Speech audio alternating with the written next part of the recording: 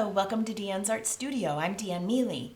Hopefully by now you've had the opportunity to watch the other installment on the properties of Heritage Multimedia Basic 6, and that's where I showed you how to mix some of your secondary colors, your tertiary colors, how to lighten and darken some of your colors, tone them, keep them real intense, etc. We didn't cover green, so I wanted to take this opportunity to real quick give you some guidelines when you're using the Basic 6 of Paint It Simply, how to go about mixing two different types of green, two approaches to green, if you will. So let me switch to the down camera. Out of my palette right now, I have the 6 colors of the basic set. You can see I have Hansa Yellow, Naphthol Red Light. This is Red Violet, the coolest color on your palette. Phthalo Blue, very powerful blue. Titanium White, and Carbon Black, which is also a very powerful color. And today I'm going to brush mix. So remember, in brush mixing, I had recommended that you want to brush mix as much as you can, because it's real important that you get familiar with what your paints will do for you.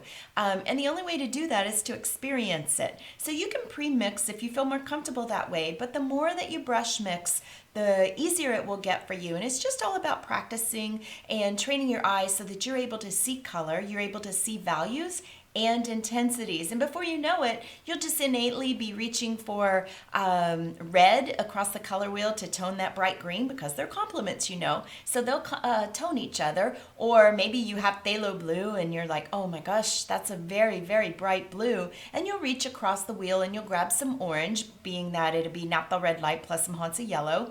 And if that color turns a little green on you, you'll know that you need to kick it back to the blue by just adding some red to it. But let me switch back. So now you have your basic 6 colors, and like I said, there's 2 approaches to green. So we can take a little bit of this phthalo blue, and I'm using my colors that are actually out of my palette, and you can see I paint with very, very thick paint. I love that about this line, that with these acrylics you can control it. You can have very thick paint, you can have thin it out with extender, you can paint it using water if you will, if you'd like, and so you're the one that's in control. Remember, when you're mixing 2 colors, I never dump one color into the other. This phthalo blue is very, very powerful, and so if I were to dump that yellow into the blue, it might overtake it very quick. So base green is actually Hansa and phthalo blue, and you can see that you get a beautiful, might need just a tad more of that yellow, a beautiful base green. Base green is what I was looking for, and it is really sits over to the cool side, kind of in a blue-green tone.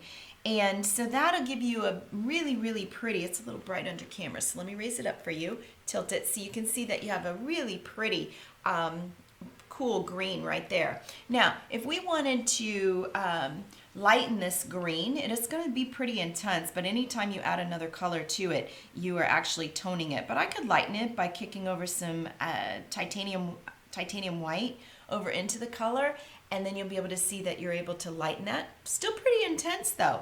I can kick it over to a yellow green if I'd like to by adding more Hansa Yellow to it.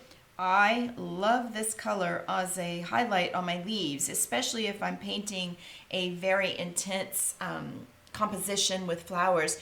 Don't want to use too much of it, it'll overtake everything pretty quick. But isn't that a beautiful yellow green? And if you want to see some different values of it, you can take your white and actually lighten it, and you'll get some really, really pretty colors right there.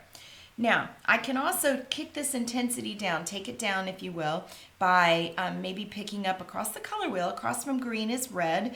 Reds will always tone greens, greens will always tone red. So if I want to stay to the cool side, I might want to reach over and grab some red violet, and you can see how that toned that green down really quick. See how that toned it? Really pretty green. It's just not quite as intense as that base green. I could also reach over if I wanted to and grab some of my Naphthol Red Light and put it over into the green. Now that Naphthol Red Light's pretty powerful, so it's going to overtake it. So not to sweat it, I just keep that on my palette, and I might set about mixing myself up a little more green, brush mixing, and getting over and getting myself a toned green right there. So you can see how I did that. And that gives me a very olive green. Variation, remember, is the key to interest. So you can see I have a nice variety of variation of greens on my palette. Now, there is another approach. Let me get that under camera. I've zoomed in kind of tight so that you're able to see my palette real well. There is another approach to this, the greens with this line, and that is by using black and yellow. So let me get some more yellow over here out of my palette. You can bring down carbon black, and remember that's a pretty powerful color, and Hansa yellow. Again, don't go tossing one color into the other because remember black will overtake that yellow pretty quick. So these two colors, I can mix black and yellow together and get a really nice olive green. So you can see that that makes a very olive color. Let me tilt it up so you get a better idea there. That makes a beautiful olive green. I reach for this very often when I'm doing floral compositions, landscapes. It gives me a nice variety of greens to work with. So this olive green, let me mix a little more of it up for you. And I'm brush mixing, and I might have a nice run of colors right beside each other and just kind of running across my palette. You can see that that you can make it more of a yellow olive if you'd like, or you can keep it a little bit darker. So that's kind of nice. Now you may also want to, well, that's real pretty, but how would I go about cooling that? So this, I've really found that this makes a beautiful, beautiful blue-green. So you can see I just kind of brush mix it over into that, and look at that blue-green you get right there. You can tone that if the blue-green is a little bright for you. Remember, you reach across your color wheel. The red-violet will tone that right down. Beautiful run of greens. See right there. So now you are able, with just 4 colors, well, 3 colors actually. You have your Hansa yellow, you have your Phthalo blue, Hansa yellow, Phthalo blue, and your carbon black. So Hansa blue and Hansa blue, I'm getting myself all confused, I apologize. Phthalo blue, Hansa yellow, mixed together will give you a really pretty blue-green, and then your carbon black with your Hansa yellow will give you a really, really pretty olive. And so if you only have a few colors, you're actually able to mix your greens with this line. Of course, we do have pine green, we have phthalo blue-green, we have phthalo yellow-green, a nice variety of colors right out of the tube that augment this basic 6 that give you an even broader spectrum of colors and some fun things to do with those as well. So we'll cover those in the future. But for right now, I just wanted you to experience mixing your greens just by having phthalo blue, Hansa yellow, and also Hansa yellow and carbon black. Lighten it with some white, titanium white, cool it, tone it with your red violet or your Naphthol red light.